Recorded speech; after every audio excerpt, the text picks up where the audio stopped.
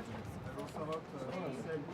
sont les priorités de la France concernant le budget post-2020? Alors, on vient effectivement parler priorité avant de parler volume de l'enveloppe, et c'est comme ça qu'il faut faire. Les priorités sont les nouvelles attentes, les nouveaux défis qui nous attendent en Europe, la sécurité des Européens, la défense, la gestion des migrations, la compétitivité de l'Europe, qui passe par le financement de l'innovation, mais qui passe aussi par la formation des jeunes aux métiers de demain. Ça, ce sont des nouveaux défis. Et puis, les politiques qu'on appelle traditionnelles européennes, en particulier la politique agricole commune, méritent toute notre attention parce qu'elle joue un rôle essentiel pour la souveraineté alimentaire de l'Europe et pour le revenu de nos agriculteurs. Nous sommes prêts à les moderniser, nous sommes prêts à les réformer, mais nous ne souhaitons pas les sacrifier. Est-ce qu'il faut justement geler ces enveloppes à l'agriculture, à la cohésion, pour pouvoir financer les nouvelles priorités? Il ne faut pas opposer politique traditionnelle et nouvelles priorités. Par exemple, dans les exemples que j'ai cités sur l'innovation, sur la formation, sur l'intégration des réfugiés et des migrants en Europe, ce sont des priorités sectorielles qui peuvent parfaitement être prises en compte, au moins en partie, par des instruments existants. D'accord. Et est-ce que la proposition française de conditionner l'octroi de fonds européens au respect de certains critères, certaines valeurs fondamentales, et notamment aussi le respect de la convergence sociale et fiscale, rencontre un écho favorable au niveau européen? Je crois qu'on ne peut pas parler de cohésion sans parler de convergence. Et on ne peut pas faire partie d'une même Union européenne sans partager les mêmes valeurs. À partir de là, nous défendons fortement l'idée que verser des fonds européens nécessite que le pays récipiendaire respecte l'état de droit. Ça vaut vis-à-vis de tous les États membres de l'Union européenne. Et il nous paraîtrait étrange que des fonds européens financent des politiques qui consisteraient à diverger du reste de l'Union européenne. Donc c'est en discussion. En tout cas, cette notion de conditionnalité est sur la table. Merci. Bonne journée. Au revoir.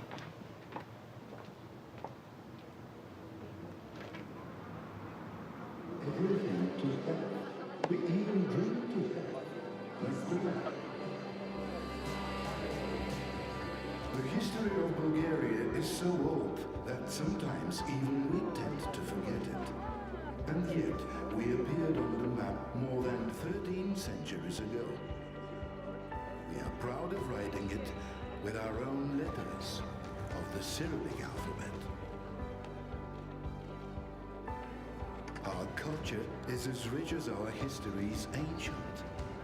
We live at crossroads where East meets West, where civilization meets mysticism. Even if it sounds to you like a clash of extremes, to us it means an invaluable encounter, because we know how to make the best of both worlds. Bulgarians are strong in spirit and believe in a better tomorrow. We do not wait for it to come to us. We work hard to get there. We improve day in and day out, and in doing so, we are helped by the fastest internet in Europe. We have an opinion on everything, but we will be glad to hear yours too. Don't hesitate to send us a friendship request. We always have a place for one more among us. This is Bulgaria. She can be late. She's sometimes messy, and you can't always understand her. She's beautiful, warm, and hospitable.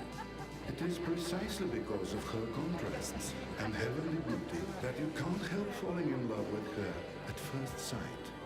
Her greatest wealth is her people, genuine and frank. And since we know that it is the people who make a place, we firmly believe that, indeed, united, we stand strong.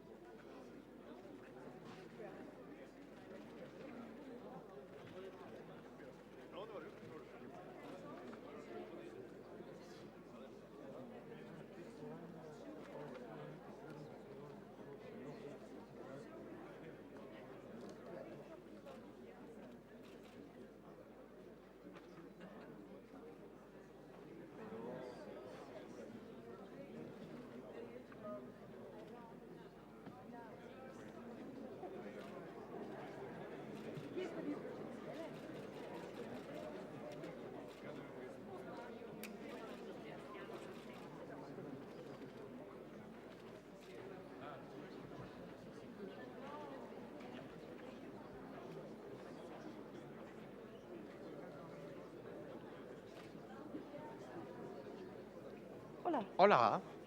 ¿Cómo estás? Muy bien.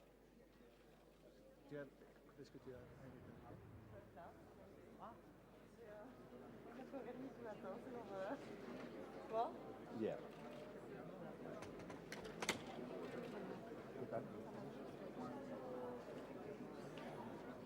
Hola.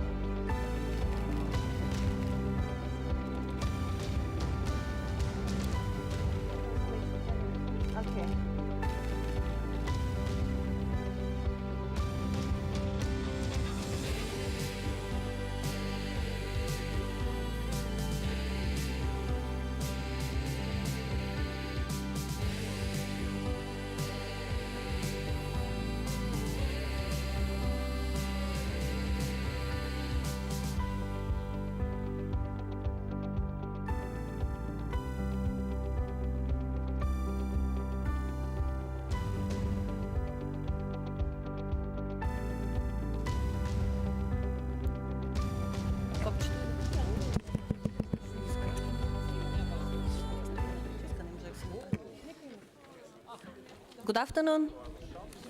Welcome, everyone. I hope you had a very good and chatty lunch. And now I think it's time to start, if possible. Could you please take your seats?